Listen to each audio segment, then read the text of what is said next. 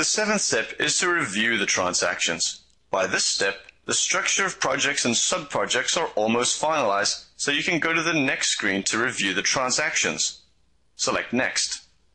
If option 1, with the project text sub-project year, was selected, the next wizard screen displays a list of transactions assigned to a project with no sub-project.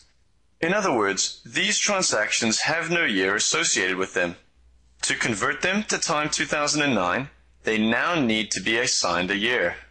The upper list indicates the projects that have transactions needing assignment. You can see the details of the transactions by clicking the Transactions button. A symbol flags transactions that need a project year. Return to the transaction screen and go to the lower pane. Select the Old Project Type column and select the project. In the next column, it shows a date range for the project year. However, you can change the selected dates in the From and To Date columns. In the Year column, enter a year or click the arrow down button to select a year. Another page comes up allowing you to select the year.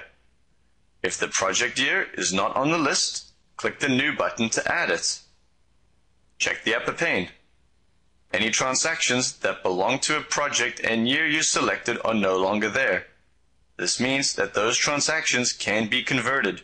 Continue selecting the projects, date range, and assigning the year until all transactions in the file have a project with a year and the upper pane is empty. Click Next to go to the final wizard screen. The final step is to view the projects one last time before converting them. Click on the View Project Defaults button in this last page. You will display the project default report, which allows you to see how your projects look in time 2009. If you need to make further changes, close the report, click on the Back button, and make your changes. However, if this is the format you want in time 2009, select Finish to start the conversion process. Remember, once the projects in the company file have been converted, the wizard is no longer available.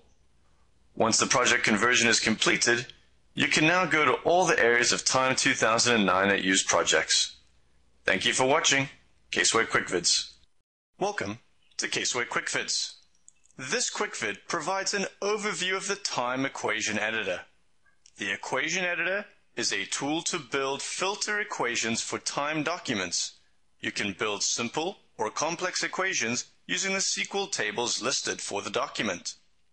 As an example, we will make a filter for the Work in Process Detail report. Open the WIP report from the Document Manager. To access the equation editor, open the document properties of the document by right-clicking on the document and select Properties. Click on the Equation Editor button, found on the filter line. The dialog guides you to build the equation. Each expression in the equation is built in the upper half of the screen and displayed in the filter pane once it is complete. To build an expression, you need to select a table, a field, a comparison, and a value where applicable. We will filter the WIP report on work code 130 and staff member Henry Strauss. From the table list, select work code. From the field list, select number. From comparison list, select is equal to. And from the value list, you select 130. Notice when you select this, the expression appears in the lower filter pane. To add the new expression to the equation to filter on staff equal to Henry Strauss, highlight a new line in the expression pane and click the AND button. From the table list, select Employees. From the field list, select Last Name. From the comparison list, select is equal to. And from the value list, select Strauss. Notice that the updated filter now appears in the lower filter pane. For best practices, click on the Validate button. Validation is successful, indicates the filter is built correctly. Click on the OK button to close the editor. The filter appears in the Document Properties. It is saved in the Document Manager so that each time the document is run, the filter will be applied to the document. Click OK on the Document Properties and you will see the report is now filtered on work code 130 and staff member Henry Strauss. Additional functionality on the equation editor allows you to use functions in the filter to create a more advanced expression. To show this, we will edit the current filter by going back in the equation editor. Let's filter the report on work codes, which begin with the letter E for expenses. First, delete the expression for the last name equal to Strauss by highlighting the expression line and clicking on the Delete button. You will now edit the existing expression by highlighting the expression. Delete 130 in the value cell and type in E. The expression now says work code number is equal to E, which will not give us the correct filter. What we need to do is filter on the first letter of the work code. Click on the expression and the function button, and a list of functions which are available for the equation editor are listed. Select left by double-clicking.